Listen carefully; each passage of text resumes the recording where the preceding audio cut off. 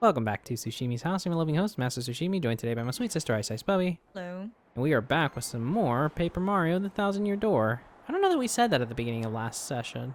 Perhaps episode. not. I think we were still caught on Year. Mortal Yearbat. That and me calling Vivian Violet. Yeah, fumbled it. Something I will perhaps never recover from. Never ever. I can't believe I avoided that. These are genuine. You know, sometimes Jonathan will like scare me, and that'll be my reaction, and it's a genuine reaction, and he thinks I'm lying, and I'm like, no, that was real. I'm just maybe a little louder than what I just did because the mic. I'm not trying to like scream, but like I'm like ah.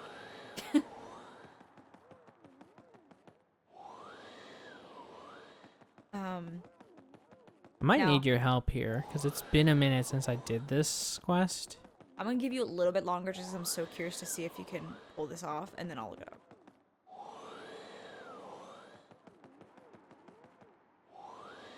Okay.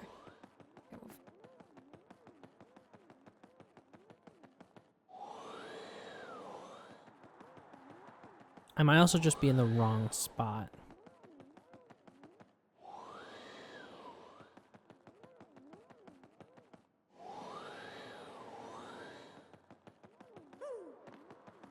Middle section of the room. Okay, well that's not.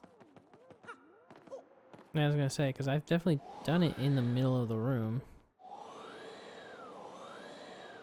Move a little further. Oh, hang on. I'll give you like a picture. Okay, so it's like in line with this pillar, but Yeah, like that up pillar here? right there. Oh. There you are.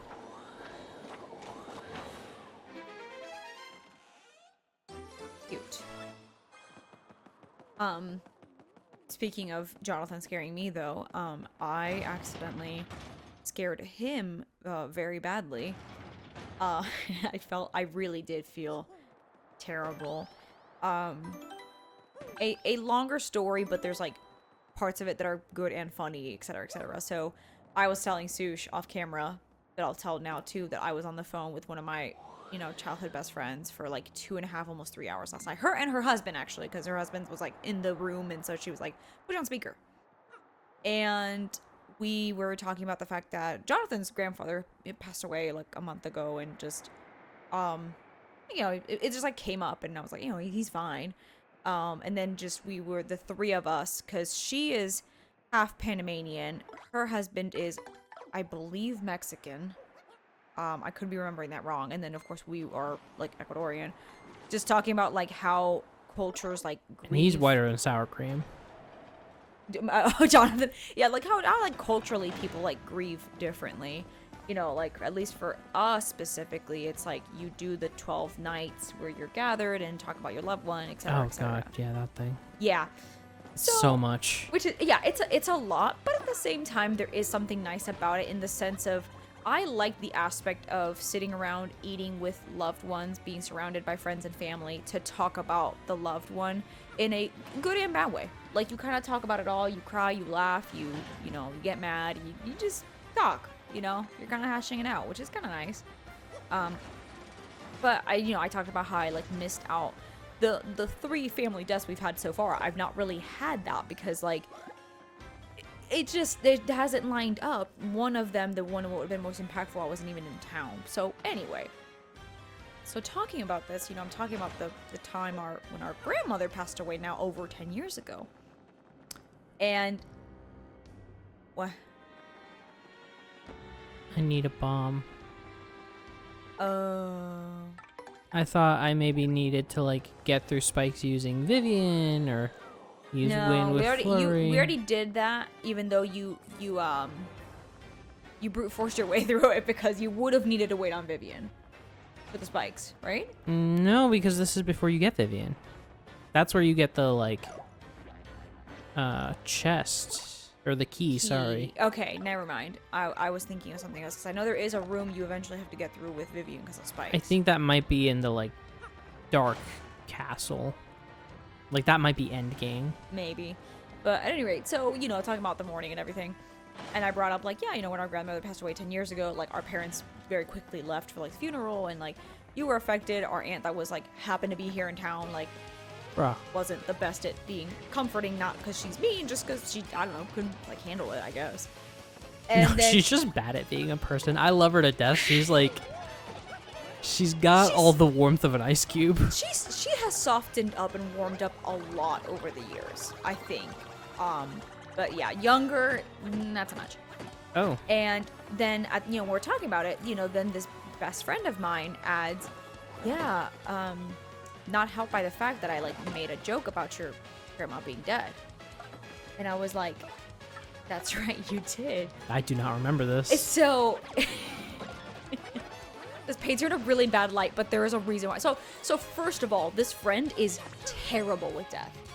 Terrible. She made a joke at a funeral home. Yeah. Yes, correct. She made a joke at a funeral. Not one of our relatives' funerals, but like a funeral at some point. I think she said like dead crowd or something. Dead crowd, correct. Yep. Okay, it's coming back. Yeah. So I was like, wait, what joke did you make? Well, first of all, her husband's like, hold on, you made a joke? And she was like, well, no, hang on. This paints me in a really bad light. Just like, wait. And before she could explain herself, he said, no. Let her talk. I want to hear what you have to say. Sure. So I give context. I start explaining like the circumstances and everything. And I'm like, yeah, so you know, this is happening. And I was like, that friend had a tendency, we lived in the same town, we grew up, we went to high school together, would just show up at our house. Yep. So this was an instance where she just showed up. And I'm thinking like, oh man, like bestie vibes. She just like knew I was hurting and came to rescue me. No.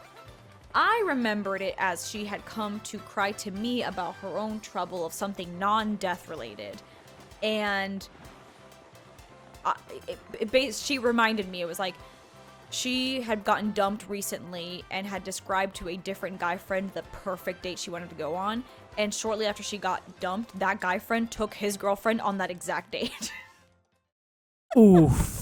So, you know, totally understandable for her to be like upset and heartbroken. We're also high schoolers, like early college, I should say. So we're like 18 years old. So everything's just more. You just feel so much more. Because like at the end of that guy didn't do anything wrong. He was just like, that's a really good date idea. Yeah, but like bought his girlfriend the same flowers that my friend wanted, and took his girlfriend to see the play that my friend had died to go see, and took her to the restaurant that my friend wanted. Like literally play by play the exact. Yeah, but he wasn't dating your friend. I know, but she was like, this guy took my dream date.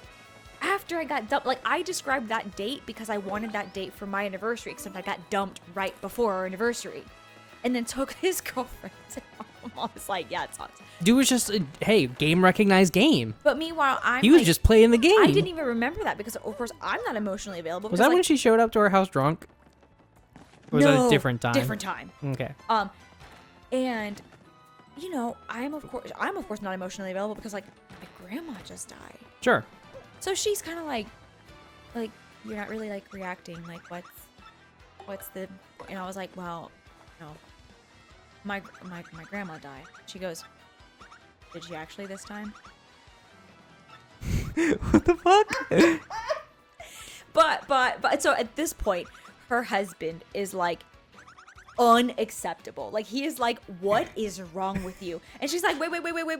And I was like, okay, hang on. In her defense, this was the third time our grandma died. I kind of forgot.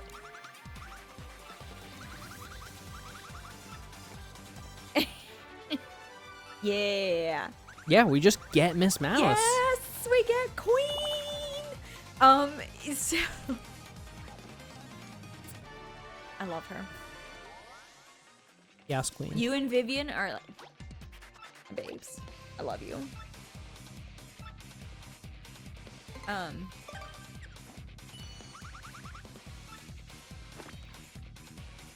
Such a little babe. Love her. But anyway, so of course until I'm retelling this story, I forgot our grandmother had passed away like 3 times. Was it 3 times? It was 3. I remember the one fake out where she pump faked us. Well, and when she came back, she was like, KFC. Well, the first fake out was like not quite like she was like dead. It was like very comatose, probably dead, and then haunted the shit out of her mother. I do remember that being a thing. And then the second time it was... Yeah, by the way, our parents have paranormal activity that involves their parents. Hysterical. Insane. Oh, our grandma was like, God, you're so rude. I came to say hi and you freaked out. But you did beat up your husband, which was funny. Because our mom was so freaked out. And our dad, of course... She went hysterical. She went literally hysterical. And then our father went to check on her and is like, oh my God, are you okay? And caught those hands. And then caught the hands of our hysterical mother. Meanwhile, our grandma, who loved pranking our father, was like, got you beat up, idiot. And then retold this in detail. Now, mind you, she was in the hospital 10, 15 minutes away from what this is happening. So this was like a legit haunting. Yeah. This is also, at this point, a story within a story within a story, which also I correct. love. This is how I normally talk, if you haven't already noticed, people. It's the ad HUD. This is who I am. It's the ADHD. And so I forgot about this. So when she said, did she actually, I was furious with her. But now looking back, I was like, oh, that pierces defense. That's dope. I was like, oh my God, you were asking that because she was like, yeah, I had given you the I'm so sorry for your loss talk twice. And then this time you're like, oh, my grandma's died. And I was like, and she said, I thought this time actually, like, are you sure? I was like, oh, oops. But like, oh my God, her husband was like, so like embarrassed. Oh my God. Because what else do you feel in that moment? He screamed her name like, no, you did not. And I was like, no, wait. No, hold on. Hold on. And then we just like kept shooting the shit for like 2.5, 3 hours total, just cracking up at all like the shenanigans, like growing up and so fucking everything. funny. And so while we're having this really long conversation, Jonathan texted me to let me know, hey, I got off work. Normally I open it, give him a thumbs up, give him a heart, say, oh, good, glad to hear it, have a safe drive, something, you know. But I'm in conversation, I'm like, don't even think about it. I like look at it, but I don't open it to like, he gets the alert that, oh, she read it, right? And he's like, oh, weird. You know, normally she's like pretty good about like reading my messages. Let me call her. Well, I'm in a 2.5, 3 hour conversation with my bestie, who I talk with every few months. And I don't want to like ruin the vibe. So I'm being like, oh, hold on 1 second. He's calling me. So I was like, well, I'll just call him back. I'm sure we're about to wrap up here soon, you know? And then 2 hours passed. And then an hour passed because he drives an hour. Now, we have anxiety. We as in Sush and I. Just by genes, genetics, by family. Thanks, Dad. Right. Jonathan tends to not. He's a pretty neurotypical man. You know, there's some things here and there where you're like, is that something? But like, anxiety's not really one that he's like big on. No, he's not. Which is like good because both of us can't have it. Town ain't big enough for two anxious folks. Somebody's got to drive. Right. Well, so you know, when I first don't read the text, he's just like, oh, weird, whatever. He calls me, and I don't pick up. And he's like... Super weird. Weird. Well, she'll call me back. Because, you know, sometimes he knows I'm in the shower. You know? Then you didn't call him back for an hour. And I didn't call him back. So the entire drive, he's like very slowly like, weird, huh? Oh, it's fine. Well, I mean, maybe something happened. And he just starts spiraling. Now, cut back to my apartment when I'm on the phone with my bestie, gossiping. 2 cop cars park right in front of the balcony of my apartment. Oh, Bobby. You have no way of knowing this, but this poor man. And I see this and I go, hey, yo, what's going on? Why are there cops parked right in front of my balcony? I look down. They can see me, by the way, on the phone. My friend is on speaker, full volume. They can hear me being like, yo, what's going on? And then I see 2 other. So it was a total 5 cop cars. Insane. 2 parked at the main entrance of my building, 2 parked right in front of my balcony, and I mean parked in the middle of the street. They didn't park in the parking lot. Just parked in the middle of the street. And then on 5th one, a little ways away, parked in a spot. And then I'm like, yo, what's going on? I never got the scoop. I have no idea.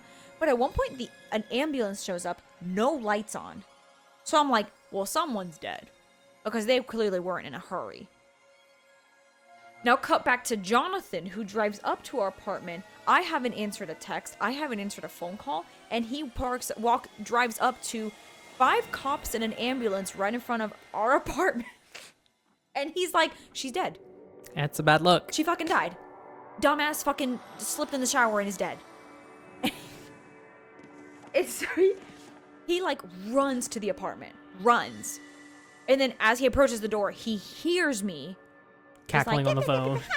Yapping away. And then he's like, okay, like steadies his breath, opens the door. He was the whitest I've ever seen him. Damn, that's crazy. And I just said he's as white as sour cream. And I'm still on the phone with my bestie, and I'm like, and of course she's like, Jonathan, get us like gossip. Like, why were the cops outside? And he's just like, and I'm like, are you okay? And he's like, yeah, I'm fine. And then when I hung up, he was like, you are the one person that can give me anxiety. Incredible. I felt so bad. It's our superpower. He's never been freaked out. And I was like, oh, I'm sorry. Because at this point, I haven't put 2 and 2 together. I'm still like, yeah, it's just so weird. There's cops outside. Do you know what that's about? He's like, well, I thought it was about you dying. I was like, so sorry. Oh, you're in a bad. Yeah, boy. Are all of you ready? And you there in front of the screen, you listen up to. Oh my god, the 4th wall. You strange man. What did that mean? Oh, I forgot we have Ms. Mao is not Goombella. Yeah. Oops. Oh, never you mind. No, don't worry about such trivial details. Just listen. Okay, Deadpool. The great cataclysm that destroyed the city, which once stood here, many may well refer to this demon. It's said that the 7 crystal stars were actually created by that monster, and that this thing used the power of the crystal stars to try and control the world. According to legend, the demon was defeated in the end by 4 heroes, but only the beast's physical form was destroyed. Its spirit could not be eradicated. So the heroes used the crystal stars, which they had stolen from the demon, and they sealed its wicked spirit within the Palace of Shadow, locked behind the 1,000-year door. From this, I gather the crystal stars cannot distinguish good from evil. So if they're all united, they could either seal away or resurrect the demon. It seems that who wields the crystal stars determine if they're used for evil or good. I see the crystal stars, like Shadow the Hedgehog, are benevolent to good and evil. Jesus Christ. How familiar are you with Moist Critical? None. Interesting. He just did an insane Shadow the Hedgehog cosplay. Okay. Well, the way I see it... Actually, wait, maybe... No, hold on. I may just be talking out of my ass. I may know exactly who this is. He's the guy who looks a little bit like Marcy's brother. Oh, yep. I do know who this is. Alright, it may be entirely the wrong idea to collect these things. Feels that the best course of action might be to destroy them utterly. That was my first thought too, but further research suggests we can't do that. There's a slight possibility that the 1,000-year door is weakening. It seems the crystal stars hold the power to seal the beast for 1,000 years. So once 1,000 years pass, the power to keep the door sealed shut will fail. And unfortunately, this year may be the 1,000th year. In other words, we must be ready for the demon's return, even if the X-Nauts fail. Oh my, I suppose we'd better shake our tails and find the other crystal stars if we want to seal that demon. Tell me, Professor, where's the next one located? According to the map, it appears to be somewhere on Keelhaul Key. Oh man, Keelhaul Key already. Yeah, I was just thinking of this earlier. I love this game. I have played through it no less than 4 times and 100%ed it at least once. I never remember the order of the chapters. Yeah, no, me neither. I'm none too familiar with the place, but I've heard countless unsavory rumors. You know, the usual stuff, vengeful spirits full of hatred, evil curses, things like that. I'm sure the sea salts down by the harbor no more. You should head there first. It's like, I feel like the things happen a lot sooner than I think they will. Like, I know the order you get the partners in, and therefore I can, like, correlate the chapters. But, like, it just feel like Glitz Pit feel like it happened so much faster than it was supposed to, even though it's not the case. Like, to me, Glitz Pit's like endgame, even though I know it's not. Yeah, it's like one of the first ones you do. Like, in my head, you know, when you first are here in Rogueport, then Petalburg / Hooktails Castle, and the puny town, Bogley Woods. To me, all of that is like the first 50% of the game, even though that's not true. Bam. I guess I already did that one. Yeah. Yeah, I mean, you know this game's ins and outs. They can't keep secrets from you. Wee. Did we already get our money from this guy? Oh, hey, next time we can get the money from this guy. guy. Next time it's Ashimi's house. We talked to this... Not even there, dude. You've been scammed. Later. Bye. You gotta know you're in for something special. You gotta feel it in your bones. Oh, you're gonna find what you need all in time. If you're looking for it, na na na na.